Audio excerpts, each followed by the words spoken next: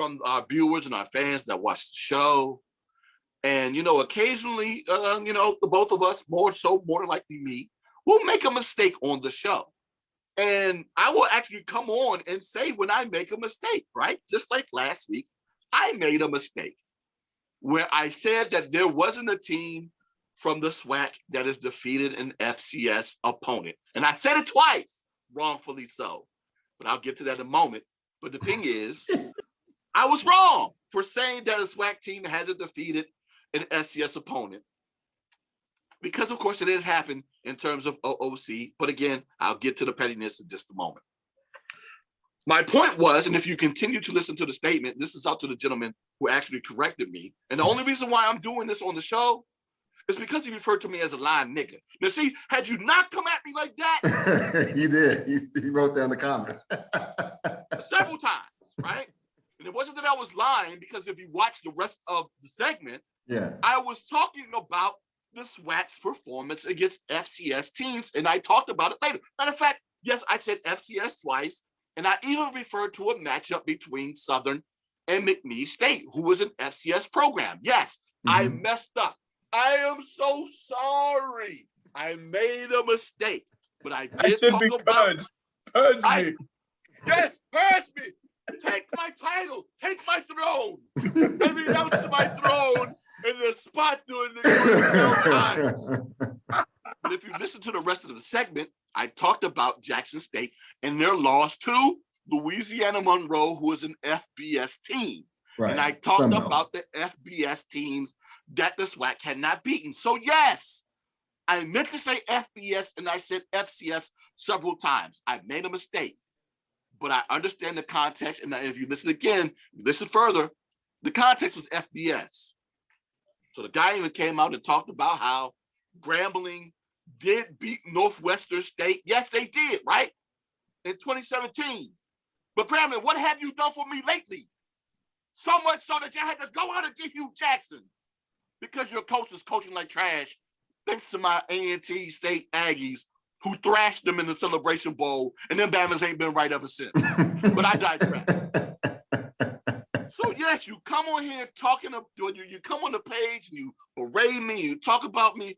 Man, yes, it's about what you say and how you say it. Yes, I was wrong, but come on, son. If you're going to come out here and talk about what Grambling did, talk about some stuff they've done recently and listen to context, please.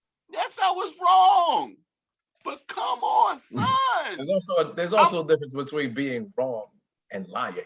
Yes, right? You lied. I was just wrong. I was wrong. And then if you want to be a stickler for context, hell, SWAC teams beat FCS opponents on a weekly basis. Why? Because the SWAC is in the FCS, dummy. The SWAC is in the FCS. So they're beating FCS opponents on a weekly basis when they beat themselves. Do me a favor, SWAC fan. Win a game in the Celebration Bowl that is not against Central because of a penalty, and then we can talk. Please. Again, the theme of the show, pettiness. Come on, son. And speaking of which, one last thing before we close the show. We said this last week, Andre, talking about Hugh Jackson's big announcement. We was like making fun of thinking there was going to be a dud. And I was like, man, we just need one brother at the press conference. If it turned to be a dud to say, nigga, what?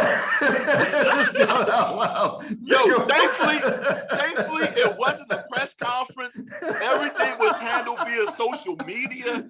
All of the tweets came out from all of the players that made their commitments. And then, of course, their schedule was announced on social media as well. So thankfully, they didn't have that, because I'm like, okay, wait a minute. The schedule is the only thing that they're announcing? Are you kidding me? But I saw the list of players who made the commitments for over the past few days, dating back to last week. And I'm like, oh, that's what his announcement was. It was the commits. So it was actually a legit announcement that was worth something. And thank God, I was ready to line them up and air them out. But yeah, bruh, My God, you just came out a lying ass nigga. He called you a lying ass nigga. That blew my mind. And normally I don't want to address people like that because the thing is, that's all he wanted. He wanted was a response from me. Yeah. And Bama, you got one. Yeah.